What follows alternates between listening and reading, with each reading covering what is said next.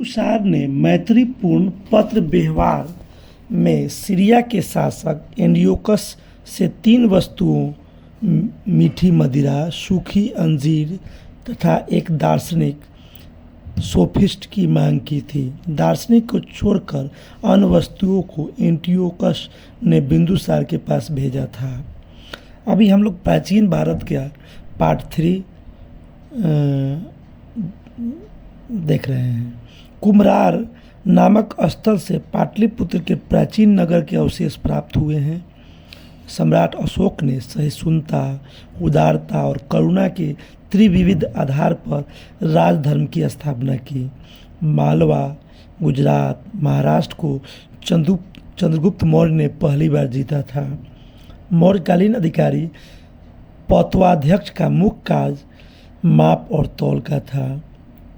अशोक ने उपगुप्त बौद्ध साधु से प्रभावित होकर बौद्ध धर्म अपनाया। गुर्जरा, मास्की, नेटूर, उडा गोलम, इन 4 अभिलेखों में अशोक के वास्तविक नाम का उल्लेख मिलता है। चंद्रगुप्त मौर्य ने दक्कन की विजय प्राप्त की थी। रुद्रदामन के जूनागढ़ अभिलेख से प्रमाणित होता है कि चंद्रगुप्त मौर्य का प्रभाव पश्चिम भारत पर था। चंद्रगुप्त मौर्य ने अपने जीवन के अंतिम दिनों में श्रवणबेलगोला चले गए। चंद्रगुप्त मौर्य अपने जीवन के अंतिम दिनों में श्रवणबेलगोला चले गए, जहां उन्होंने जैन विधि से उपवास पद्धति, संलेखना पद्धति के द्वारा प्राण त्याग दिए।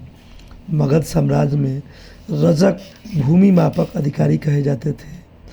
रजुक भूमि मापक अधिकारी कहे जाते थे। ब्राह्मणी लिपि की प्रथम पहचान पत्थर की पट्टियों पर उत्कीर्ण अक्षरों से की गई है। सम्राट अशोक का शिलालेख शाहबाज गढ़ी से प्राप्त हुआ है। यह स्थान पेशावर, पाकिस्तान में स्थित है। अशोक के शिलालेख में प्रयुक्त प्राकृत भाषा है। अशोक के शिलालेखों में प्रयुक्त प्राकृत भाषा है। अशोक ने बौद्ध होने के बाद भी हिंदू धर्म में आस्था नहीं छोड़ी। इसका प्रमाण देव नाम प्रिय प्रियदर्शी, देवों का प्यारा उपनाम से मिलता है। अपने शिलालेखों में अशोक सामान्यतः प्रियदर्शी नाम से जाने जाते हैं। अशोक के समय तीसरी बौद्ध संगति थी। प्राक अशोक ब्राह्मणी लिपि का पता श्रीलंका स्थित अनुराधापुर स्थान से चला। सारनाथ स्तंभ का निर्माण अशोक ने करवाया था। भारतीय उपमहाद्वीप का प्रथम शासक अशोक था, जिसने अभिलेखों के माध्यम से शासनादेश जारी किए। भब्रू स्तंभ राजस्थान में अशोक ने स्वयं को मगध का सम्राट बताया। ब्राह्मणी लिपि में लिखे अशोक के शिलालेखों को सर्वप्रथम जेम्स प्रिंसेप ने पढ़ने में सफलता प्राप्त की थी। अशोक के 5वें बृहद शिलालेख में धम्म महापात्रों की नियुक्ति की सूचना मिलती है। गुर्जरा लघु शिलालेख मध्य प्रदेश के दतिया जिले में स्थित है। मौर्य काल में भूमि कर, जो कि राज्य की आय का मुख्य स्रोत था, शीताध्यक्ष द्वारा एकत्रित किया जाता था। मध्य प्रदेश स्थित सांची में स्तूप का निर्माण अशोक के शासन में करवाया था। मौर्य राजवंश के शासकों में के सुदूर देशों जैसे सीरिया, मिस्र के साथ राजकीय संबंध थे। उत्तराखंड में सम्राट अशोक के शिलालेखों की एक प्रति कालसी स्थान से प्राप्त हुई है।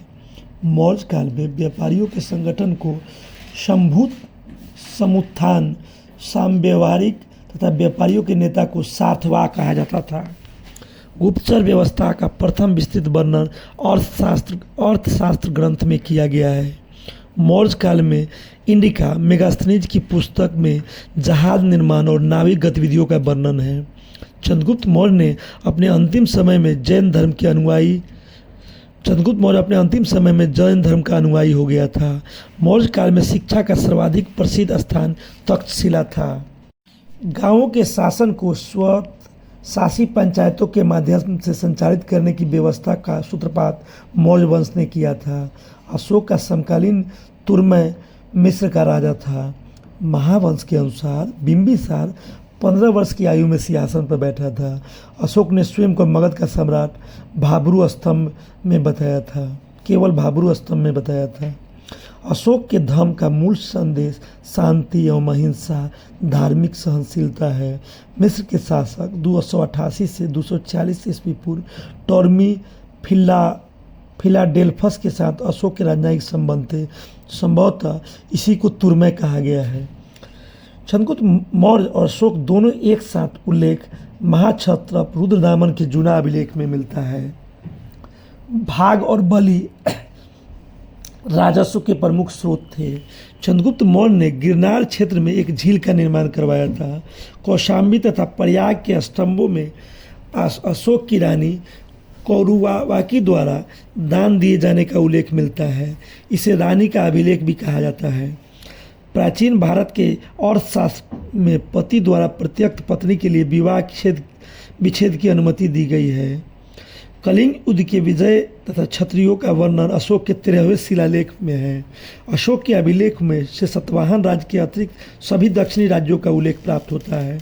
अशोक का समकालीन मिस्र का राजा अलेक्जेंडर था।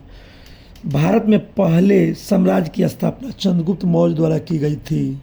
सेंड्रोकोटस से चंद्रगुप्त मौर्य की पहचान विलियम जोन्स ने की थी। श्रीलंका क्षेत्र अशोक साम्राज्य में सम्मिलित नहीं था। श्रीलंका का क्षेत्र अशोक के साम्राज्य में सम्मिलित नहीं था। अशोक के शासनकाल में बौद्ध सभा पाटलिपुत्र में आयोजित की गई थी। गांधार महाजनपद अब भारत का हिस्सा नहीं है। प्राचीन भारत की खरोष्टी लिपि दाहिने से बाईं की ओर लिखी जाती थी। मेगास्थनीज सेल्यूकस का दूत था। तक्षशिला मौर्य काल में शिक्षा का सर्वाधिक प्रसिद्ध केंद्र था। अंतिम मौर्य सम्राट बृहद्रथ था। मौर्योत्तर काल शुंग वंश के बाद कण्व वंश ने भारत पर राज किया। शुंग वंश ने हत्या करके सत्ता हथियाई और जिसका अंत भी हत्या के द्वारा हुआ। शिमुक सतवाहन वंश का संस्थापक था। आंध्र के सतवाहन राजाओं में सबसे लंबी सूची मत्स्य पुराण में मिलता है। सतवाहनों की राजधानी अमरावती में स्थित थी। सतवाहन काल का सर्वश्रेष्ठ शासक गौतमीपुत्र सतकर्णी था। गौतमीपुत्र सतकर्णी ने वेनकटक स्वामी की उपाधि धारण की तथा वेनकटक नामक नगर की स्थापना की। इसे वेदों का आश्रय कहा गया है। कुषाणों के समय कला की गंधार शैली फली फूली। कुषाण शासक कनिष्क का राज्याभिषेक 78 ईस्वी शक संवत हुआ। उत्तरी और दक्षिणी भारत में सर्वाधिक संख्या में तांबे के सिक्कों का कुषाणों ने जारी किए। विक्रम एवं शक संवत में 135 वर्षों का अंतर है। मौर्यों के बाद दक्षिण भारत में सबसे प्रभावशाली राज्य सातवाहन था। शुंग वंश के बाद कण्व वंश ने भारत पर राज किया। कनिष्क ने पान चाउ चीनी जनरल को पराजित किया था। कुषाण वंश के साम्राज्य की सीमाएं भारत के बाहर तक फैली हुई थी। विक्रम संवत 57 ईस्वी पूर्व से प्रारंभ हुआ। कलिंग नरेश खारवेल चेदी वंश से संबंधित थे। प्रथम ईरानी शासक डेरियस वन था। अफगानिस्तान में स्थित बामियान बुद्ध की विशाल प्रतिमा के लिए प्रसिद्ध था। राजा खारवेल का हाथी गुम्फा अभिलेख के साथ नाम जुड़ा है। कुषाण शासकों के सिक्कों पर देवी उमा का नाम मिलता है। चतुर्भुजी विष्णु के सिक्के हुइस्क चलाए। बुद्ध का अंकन कनिष्क के सिक्कों पर हुआ है। यौधेय सिक्कों पर कार्तिकेय देवता का चित्रांकन मिलता है। भारतीय और यूनानी ग्रीक कला शैली के सम्मिश्रण को आधार शैली के नाम से जाना जाता है। प्राचीन भारत का भारतीय और यूनानी ग्रीक कला शैली के सम्मिश्रण को गांधार शैली के नाम से जाना जाता है।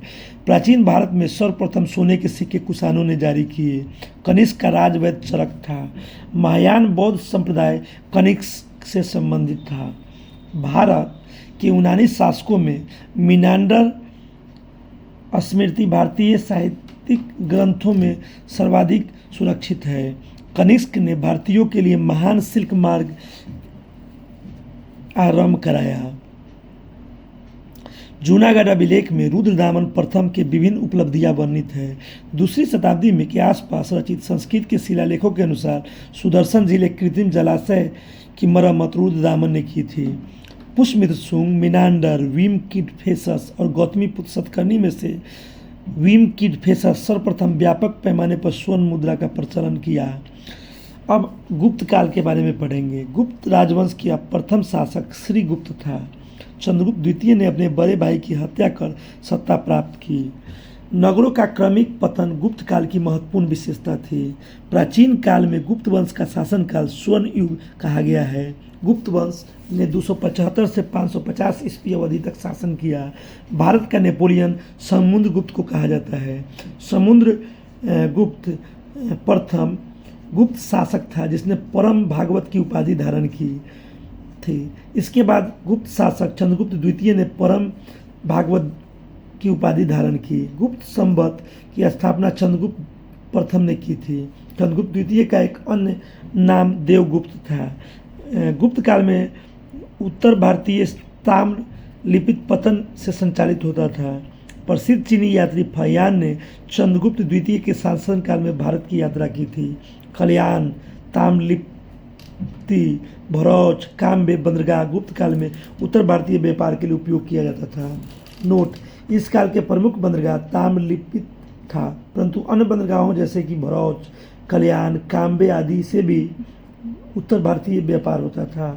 इलाहाबाद स्तंभ अभिलेख प्रयाग प्रशस्ति से समुद्रगुप्त के शासनकाल तथा सैन्य अभियान के विषय में जानकारी मिलती है। चंद्रगुप्त प्रथम ने सर्वप्रथम सिक्के जारी किए।